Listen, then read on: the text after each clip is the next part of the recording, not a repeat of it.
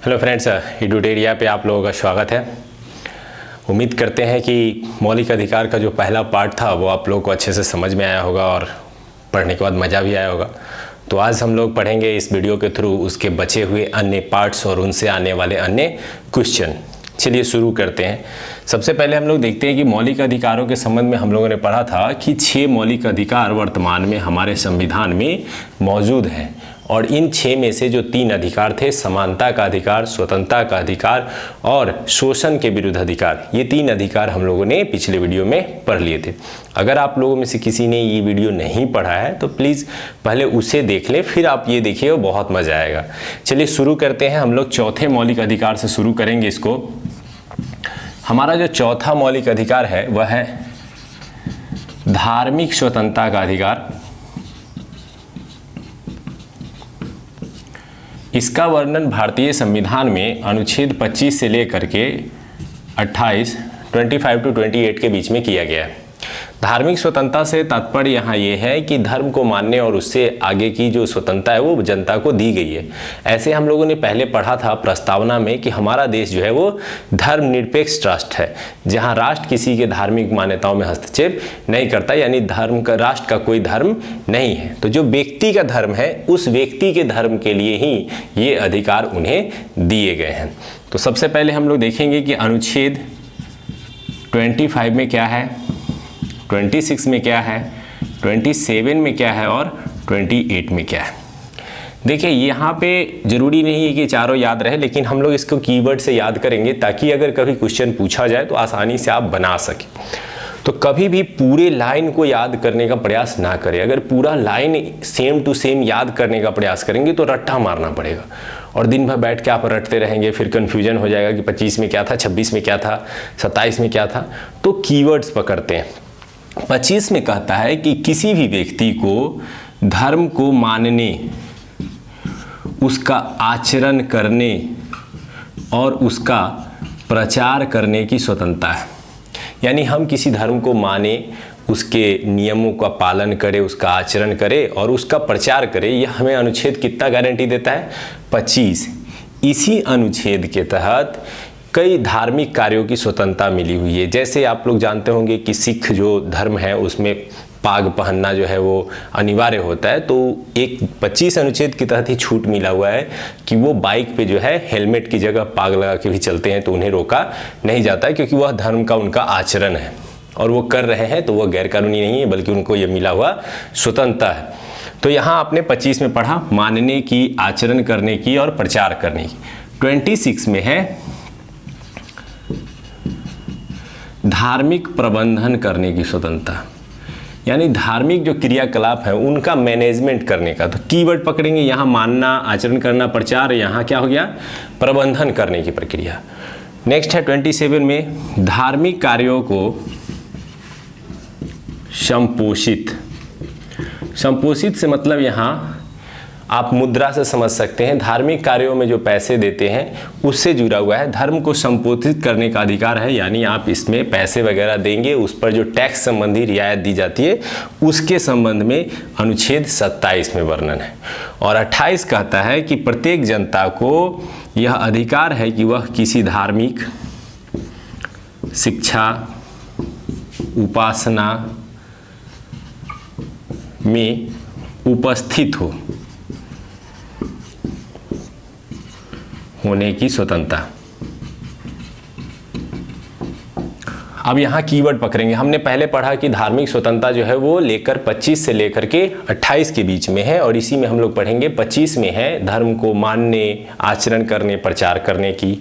26 में उसका प्रबंधन करने की, 27 में उसका संपोषण करने की यानी संपोषित करने की और 28 में उस उपासना में उपस्थित होने की स्वतंत्रता है। जैसे किसी भी धार्मिक सभा में हम भाग ले सकते हैं, वो हमें रियायत देता है कि 28 के तहत हम किसी भी उपासना स्थल पे जा सकते हैं, सरकार इसमें हस्तक्षेप नहीं करेगी। तो ये धार्मिक स्वतंत्रता से जुड़े हुए ये 4 कीवर्ड पकड़ेंगे आप और आसानी से याद कर लेंगे। उम्मीद करते हैं 25, 26, 27, 28 आपको याद हो गए होंगे। अब आते हैं हम लोग नेक्स्ट की तरफ।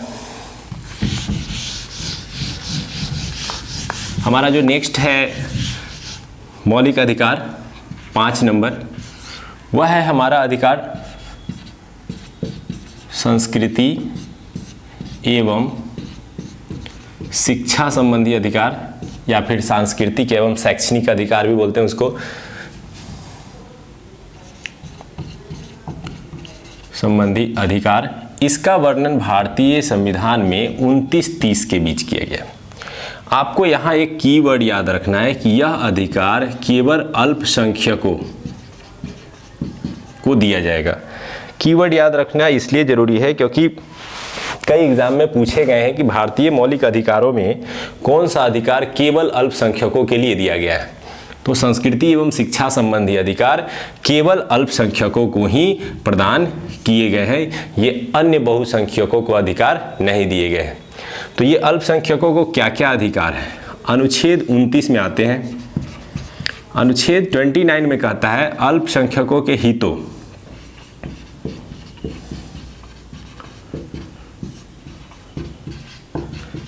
का संरक्षण, यानी उनके विकास के लिए जितने भी कार्य हैं उनका संरक्षण किया जाता है 29 के तहत। तो आपको यहाँ कीवर्ड है अल्पसंख्यकों के हितों का संरक्षण। क्वेश्चन आएगा अल्पसंख्यकों के हितों का संरक्षण कितने अनुच्छेद के तहत किया जाता है, 29। और अनुच्छेद 30 में आते हैं, चूंकि हमारा 29-30 है तो 29 में हमने देखा कि उनके हितों का संरक्षण है, और जैसे ही 30 में आएंगे 30 में तो कहता है कि अल्पसंख्यक, ये सेम रहेगा क्योंकि दोनों ही अनुच्छेद केवल किसके लिए है, अल्पसंख्यकों के लिए। तो अल्पसंख्यकों के जो शिक्षा संबंधी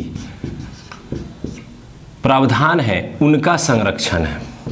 जैसे आप लोग जानते होंगे कि अल्पसंख्यकों को विशेष शैक्षणिक स्कूल वगैरह खोलने की जो स्वतंत्रता है, जहाँ पे वो अपने शैक्षणिक स्कूल खोल करके अपने कल्चर को, शिक्षा को, संस्कृति को बचाने का प्रयास करते हैं, वह अधिकार अनुच्छेद 30 के तहत ही दिया गया है।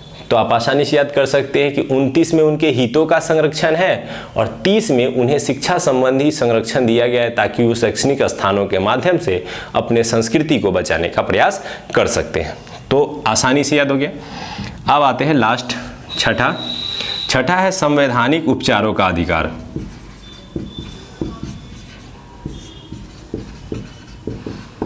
संवैधानिक उपचारों का अधिकार, यह अनुच्छेद 32 के तहत आता है।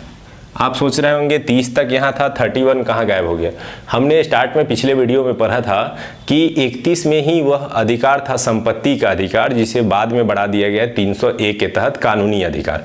तो वही कानूनी अधिकार में चला गया, इसीलिए हम लोग 31 को नहीं पढ़ेंगे, डायरेक्ट किसको पढ़ेंगे, 32 को पढ़ेंगे। संवैधानिक उपचारों का अधिकार क्या है ये? वास्तव में यह अधिकार है कि यदि ऊपर लिखे हुए किसी भी मौलिक अधिकार का हनन होता है, अर्थात कोई भी सरकार हो या कोई व्यक्ति आपके उपरोक्त किसी भी मौलिक अधिकार को आपसे छीनने का प्रयास करता है, तो आप इस छठे अधिकार के तहत डायरेक्ट सुप्रीम कोर्ट या हाई कोर्ट में जाकर अपील दायर कर सकते हैं। तो संवैधानिक उपचारों का अधिकार है कि हमें मौलिक अधिकारों के संरक्षण प्रदान है और उसके लिए हम सीधे सुप्रीम कोर्ट या हाई कोर्ट में याचिका दायर कर सकते हैं। ठीक है, तो ये थे हमारे 6 मौलिक अधिकार।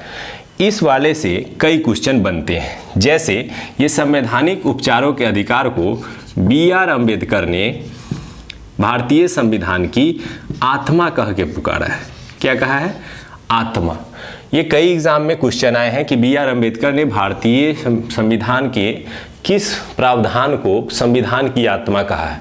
तो संवैधानिक उपचारों के अधिकार को कहा। अब देखिए यहाँ पे क्वेश्चन कैसे फंसता है। क्वेश्चन ये फंसता है कि हमने आत्मा 2 बार पढ़ा। एक पढ़ा है हम लोगों ने कि भारतीय संविधान में प्रस्तावना को आत्मा कहा जाता है, और यहाँ हम देख रहे हैं अलग। क्वेश्चन सेम, आत्मा वर्ड, फंसेंगे बचेंगे कैसे? जब इसमें BR अम्बेडकर लगा हो कि भीमराव अंबेडकर ने किसे आत्मा की संज्ञा दी है, तो हम आएंगे संवैधानिक उपचारों के अधिकार को। और बिना किसी के स्टेटमेंट के सीधा क्वेश्चन हो कि भारतीय संविधान की आत्मा किसे कहते हैं, तो आंसर होगा प्रस्तावना। बस ये वर्ड पकड़ लेंगे, आपका आंसर आसानी से पकड़ में आ जाएगा। अब इस संवैधानिक उपचार के तहत सुप्रीम कोर्ट और हाई कोर्ट को यह पावर है कि वह मौलिक अधिकारों का संरक्षण करे। अब मौलिक अधिकारों के संरक्षण के क्रम में सुप्रीम कोर्ट और हाई कोर्ट 5 प्रकार के रीट जारी कर सकते हैं, यानी 5 प्रकार के आदेश जारी कर सकते हैं। तो उन्हीं रीट के बारे में पढ़ेंगे अभी कि वह 5 रीट कौन से हैं और उनसे क्वेश्चन क्या पूछा जाता है। चलिए शुरू करते हैं।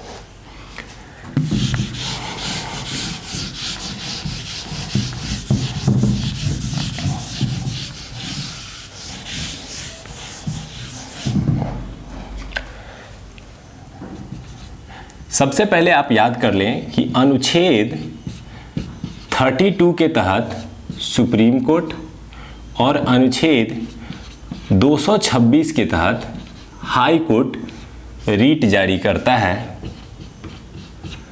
और 5 प्रकार के रीट जारी करता है। कितने प्रकार के रीट जारी करते हैं? 5 प्रकार के। हाई कोर्ट अनुच्छेद 226 के तहत और सुप्रीम कोर्ट अनुच्छेद 32 के तहत रीट जारी कर सकता है। रीट कौन कौन से हैं 5 और क्या है इसकी विशेषता, इसी को हम लोग पढ़ेंगे। पहला है बंदी प्रत्यक्षीकरण।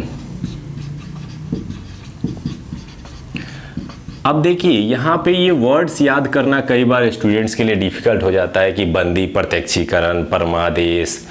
वास्तव में क्या है, हमारे संविधान का निर्माण बहुत सारे कानूनविदों ने मिलकर बनाया। अधिकांश सदस्य उसमें वकील थे।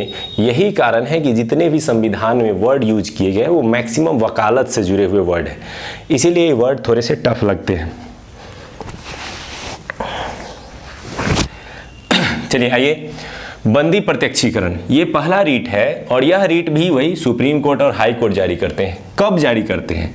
जब किसी भी व्यक्ति को पकड़ लिया जाता है, यानी किसी भी व्यक्ति को गिरफ्तार किया जाता है, तो यह आदेश जारी होता है कि 24 घंटे के अंदर उसे मजिस्ट्रेट के समक्ष पेश किया जाए।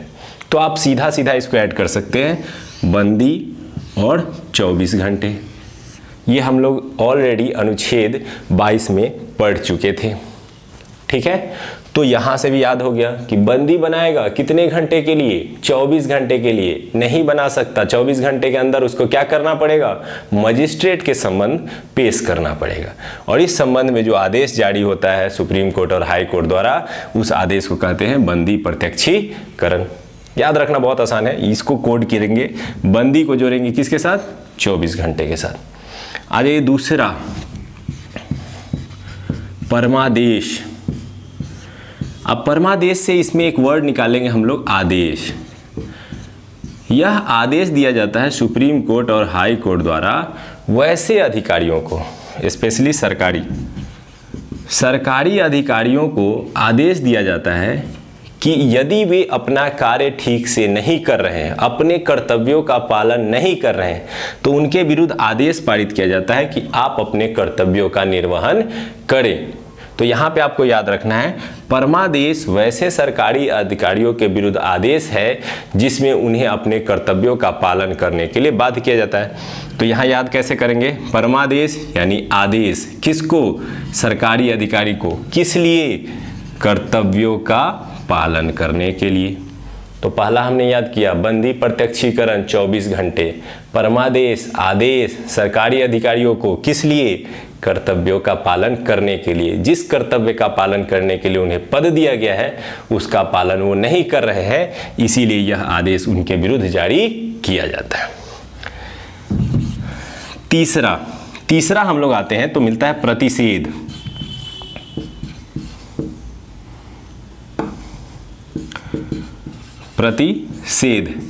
प्रतिषेध लेख भी बोलते हैं इसको। प्रतिषेध में क्या होता है? ऊपरी न्यायालय जारी करेगा निचले न्यायालय को। अब कहिएगा ये क्या है? सुप्रीम कोर्ट जारी करेगा हाई कोर्ट को या डिस्ट्रिक्ट कोर्ट को, और हाई कोर्ट हमेशा जारी करेगा किसको? डिस्ट्रिक्ट कोर्ट को। तो इसमें इसका मतलब हुआ ऊपर वाला न्यायालय निचले न्यायालय को यह आदेश देता है कि यह कार्य आपके अधिकार क्षेत्र से बाहर है, आप इस पर कार्य न करें। तो आप यहां क्या है? प्रतिषेध मतलब उसको रोक लगाता है। किस बात पर? ऊपरी न्यायालय निचले न्यायालय को रोक लगाता है कि इस पर आप कार्य न करें क्योंकि यह आपके अधिकार क्षेत्र से बाहर है। अब चौथा पढ़ेंगे, उत्प्रेषण। अब देखिए, चूंकि ये दोनों हम एक साथ पढ़ा रहे हैं क्योंकि ये दोनों लगभग सेम है। इसमें ऊपरी न्यायालय निचले न्यायालय को यह आदेश देता है कि इस पर आप कार्य न करें क्योंकि यह आपके अधिकार क्षेत्र से बाहर है। और उत्प्रेषण में भी ऊपरी न्यायालय निचले न्यायालय को आदेश देता है कि इस लंबित मुकदमे को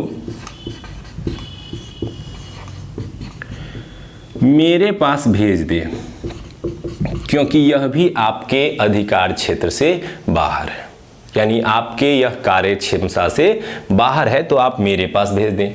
तो दोनों लगभग एक जैसे हैं, इसीलिए मैंने दोनों को साथ में कोड किया है। प्रतिषेध में याद करेंगे कि ऊपरी न्यायालय निचले न्यायालय को आदेश देता है कि आप इसमें कार्य न करें, यह आपके अधिकार क्षेत्र से बाहर है। और इसमें कहता है ऊपरी न्यायालय निचले को कि आपके पास जो ये लंबित मुकदमा है वह आपके बस का नहीं है, वह कहाँ भेज दें, मेरे पास भेज दें। तो ये तीनों को आप, ये दो को एक साथ याद कर लेंगे और इस दो को एक साथ। अब आते हैं लास्ट की ओर, पांचवा हमारा है अधिकार परीक्षा लेख।